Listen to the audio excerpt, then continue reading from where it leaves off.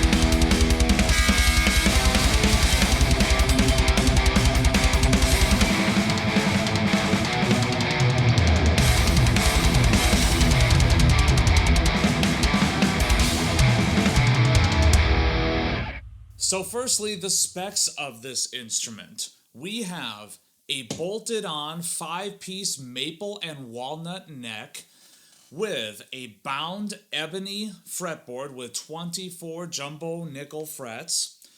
We have a 3-piece body with 2 wings of mahogany and a center stripe of maple.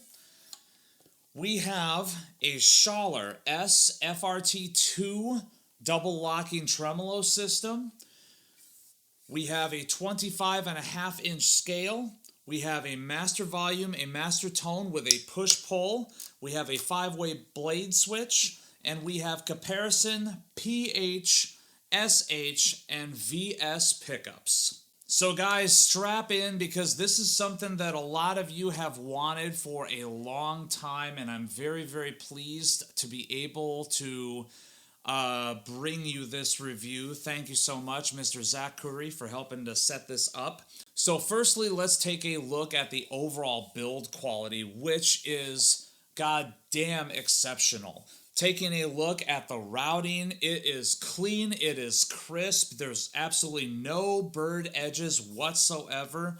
Taking a look at the fretwork is beautiful. It's completely level all down the fretboard, not a single bit of buzzing to be found at all. The fretboard edge is very, very nice, and the binding definitely hides any sort of like fret poke that could be happening.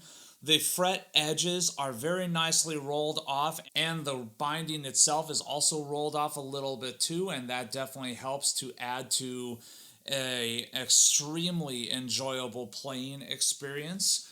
One thing that I will make note of right here though is with the Schaller R2 locking nut, it isn't exactly sitting perfectly flush with the sides of the neck, but that being said, the neck is a little bit wider than the nut. This is something that I believe actually serves a little bit of a purpose, to be honest with you, because it does bring the strings in just a little bit closer on the fretboard so that way it doesn't run the risk of running off the edge of the fretboard as much. That being said, it is something that you might notice if you happen to grab the guitar by the headstock up here. It definitely isn't anything that I felt hindered playability at all, but there again, I'm just wanting to make note of it so that we're just as completionist as possible so you guys know anything that might be going on with this. The cavity covers are nicely recessed in there.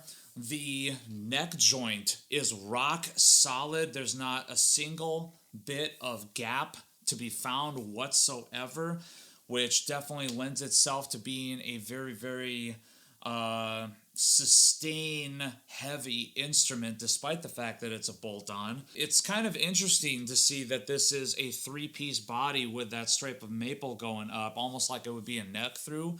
It's almost as if they were trying to get a little bit more complex tone out of this, which further taking a look, the bolts that affix the neck to the body are also nice and recessed in there, so it's very, very nicely out of the way. The tremolo system, this Schaller, or is this Schaller? I don't even know. But this might be one of my favorite Floyd-style bridges ever. I've had some experience with this in the past, and I didn't really care for it all that much at the time.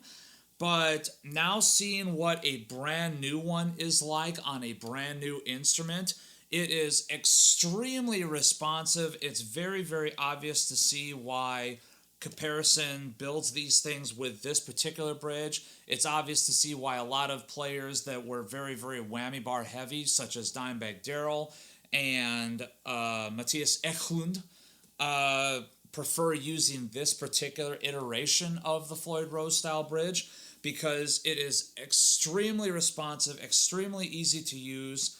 The way that it is recessed on the body there, it actually still sits up a little bit high so that there's even more recession to dip it back into, which is really, really cool for dicking around with the Floyd and just kind of seeing what it can do. But yeah, this is just kind of an exceptionally playable instrument. And without further ado, let's go into the tone demo. Moving on to how this guitar sounds, that's definitely something that I feel will be a point of contention for a few people, and it's definitely something that has to be mentioned here. I am a big fan of aftermarket pickup brands like DiMarzio, Seymour Duncan, that sort, so whenever I see a guitar that's got their own branded proprietary pickups, I'm always a little bit hesitant because, well, how good can they be? And this is definitely something where, in my honest opinion, these pickups are definitely going to polarize a lot of people. To me, one of the things that I noticed right off the bat about these pickups is how motherfucking loud they are. Holy shit, do these things peak like everything that I've got. On my amp, on my two notes, on my interface, I like to leave everything just kind of set it and forget it. And I had to fuss with a lot of stuff with regards to this in order to get this thing to record without seriously like peaking every single meter that I ran the signal through.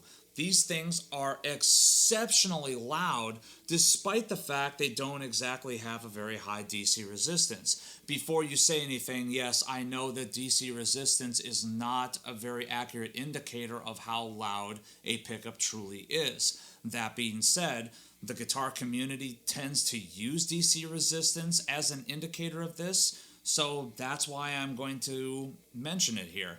It's got a DC resistance on that bridge pickup of about 16K, and it is exceptionally loud even for that, even versus other pickups that are in kind of the same ballpark, like Duncan Alternative 8s, Duncan Distortions, that sort of stuff. These things have a lot of output.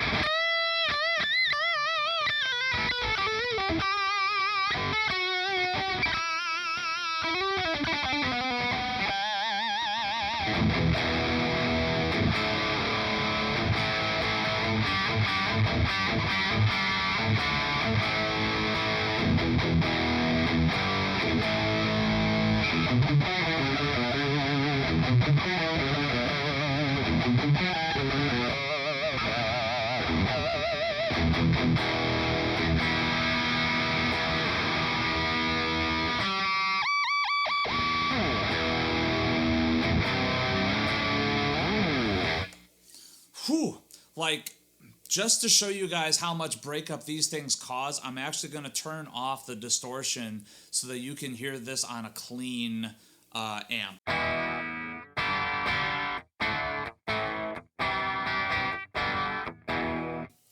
So, mind you, this is on my high watt custom super high 50. It's on the opposite channel than what I normally use, which has absolutely no gain on it, albeit the same EQ settings. Treble at noon, middle at about 1 o'clock, and bass is cranked up a little bit higher around 3 o'clock. But still, there's just a lot more inherent breakup on tap here.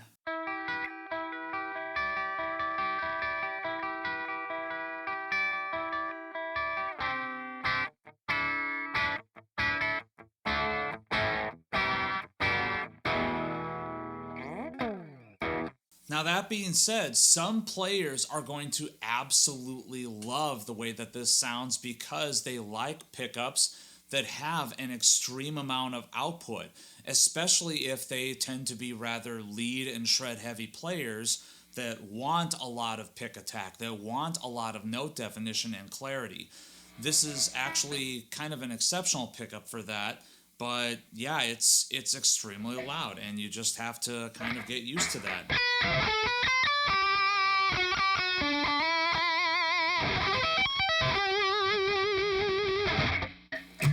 As for the neck pickup I thought had an extremely modern sound to it. It is a single coil sized humbucker, and as such it does tend to pack a lot of punch into a very, very small area.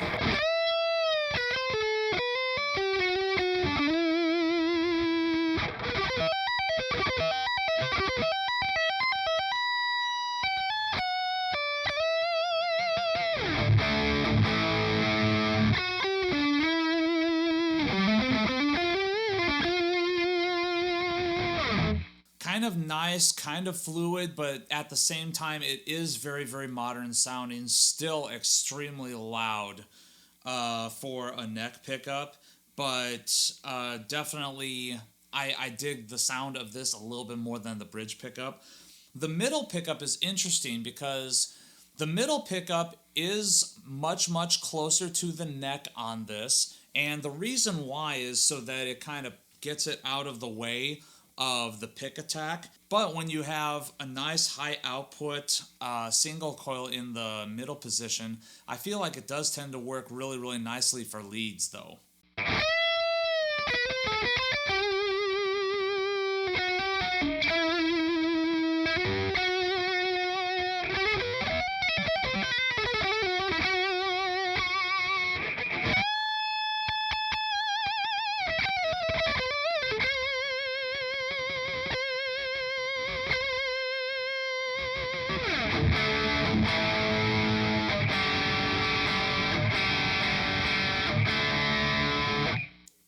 The switching options on this guitar are also kind of interesting too.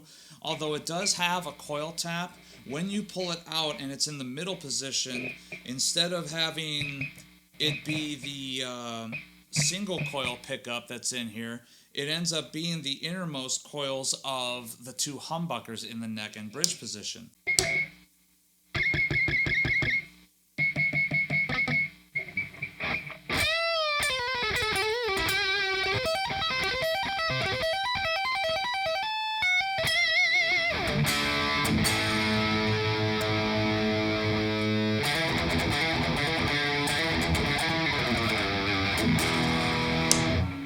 So overall, my final thought, because this is something that when I initially posted that I had received this for a review, a lot of guys were kind of concerned about a few things. I'm here to tell you, you can put those concerns to bed because this is one of the most phenomenal shredder guitars I've ever had the pleasure of playing.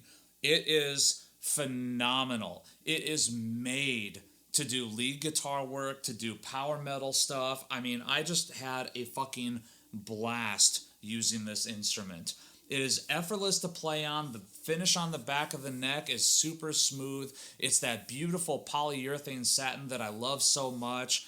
The neck profile itself was very, very comfortable. It's a little bit different than what I'm used to. Kind of similar to the kind of profile you would find on like a Jackson Dinky, but ever so slightly beefier. And I mean slightly, like barely noticeable. Fits really, really nice in the hand, and it just lent itself to just wanting to be played over and over and over again. This was a guitar I did not want to put down when I would pick it up. And that to me is the X factor when determining if a guitar is worth the price that it commands. Forget about the components. The construction is right up there with upper echelon stuff. But man, this is just that kind of perfect shredder instrument that you don't want to stop playing. Yeah, I'm going to be extremely sad to send this back to Caparison when this review is done, because I had a lot of fun on this. I would love it if those pickups could have a little bit more R&D put into them. But besides that, this is a fucking winner of an instrument. I mean, you guys definitely need to get your hands on one of these things and see how awesome a shred guitar can really be. But Arnold, what are you drinking? Let's go to the beer fridge, let's find out. Okay, take two. Let's try this shit again with it actually recording. Okay, so today from Avery, one of my favorite brewing companies out of Boulder, Colorado, I am having the Reverend, which is a Belgian-style quad. It's kind of funny. I love Avery, and for all intents and purposes, this isn't exactly something that is like super rare and hard to find, but I've never actually had this yet. So I'm very, very excited to try this. This is a 10% alcohol by volume Belgian-style quad. It pours kind of a rich reddish copper color with a cream-colored head.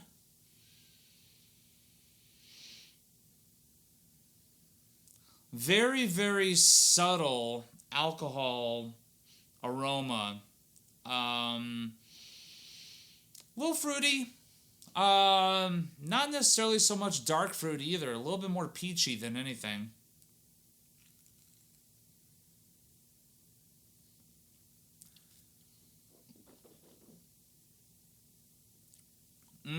Yeah. Kind of notes all over the place as far as the fruitiness goes. There's a little bit of peach, a little bit of like dark fruits like plums.